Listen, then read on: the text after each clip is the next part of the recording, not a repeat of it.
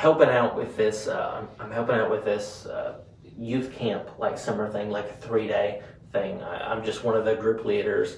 I'm teaching the 8th grade girls. I don't know how I got stuck with the 8th grade girls, but I'm teaching the 8th grade girls. They're in my little breakout class session thing. And the whole time, the theme for that week is answering God's call, right? It's the theme for the week, and they're using a passage from 1 Samuel, of Samuel answering God's call. You know, he's working in the temple, and God calls him 3 times, and he keeps thinking that it's his master saying it, so he keeps going to him. He's like, no, it must be God. So this time respond with saying, Lord, your servant is listening.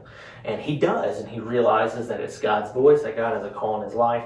And so that's kind of the message, the theme for that weekend as we're going through it. So that's what the message has been centered on. That's what all the verses have been centered on, answering God's call. And it is the last day of that camp, and they're having the worship service, and they're playing the song Jesus Paid It All. Not the classic version, like at that point the new contemporary version, you know, where they sing the chorus 12 to 20 times depending. Like you just repeat it, and you got a heavy drum beat, and you know it's all electric instruments. There's a fog machine, so there's all these things stacked up to build it.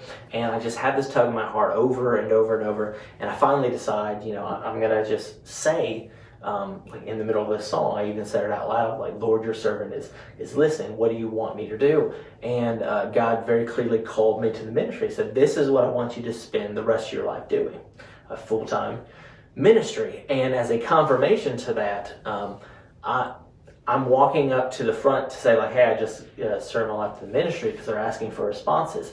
And I get up there, and I look to my right, and one of the 8th grade girls that was in my class had just given her heart to the Lord. Amen. And so it was confirmation, but it was also really funny, because I go up there, I look at her like, what are you doing here? And she looks at me, and she's like, what are you doing here?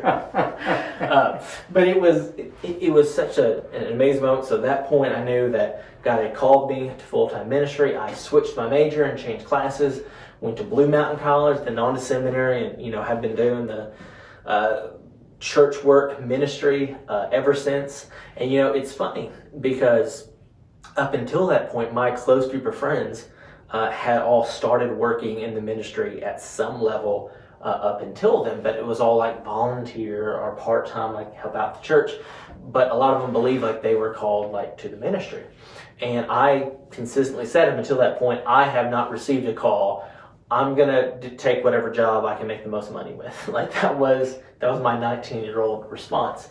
The ironic thing though is now, you know, they all have other jobs, and they are still like helping out and volunteering like at their local churches. But ironically, I, who was the most stubborn in being willing to be a servant, and now the one who is doing it full time as a career. So, you know, that's just God showing that he's a sense of irony.